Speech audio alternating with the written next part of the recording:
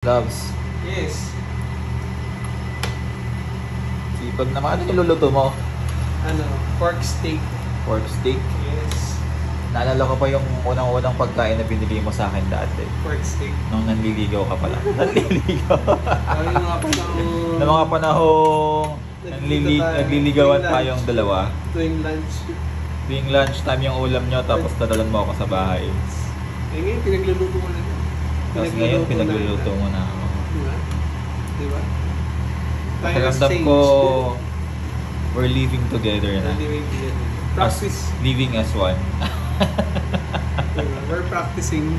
Ano to? Yung ano tawag dito? Free trial. Free trial ng pagsasama sa mahabang buhay. Free trial ng ano, ng bagay kasal. Ano masasabi mo? Saan? Sa'yo? Sa ano? Sa mga luto ko. Wala akong masabi kundi sobrang sarap at nakakataba. Pwede na. Kasi ang sarap dahil hindi mo mapigilang ubusin yung mga pagkain na niluluto mo. Pansin ko yung rice mo. Kaya nga, ang dami kong mag-rice. Nakakailang rice, 4-5 rice ako. Kailangan ko na mag-diet, loves. Hindi, okay lang yung loves. Ano lang naman eh, saglit lang naman itong mga niluluto ko. Pwede na tayo mag-diet sa susunod.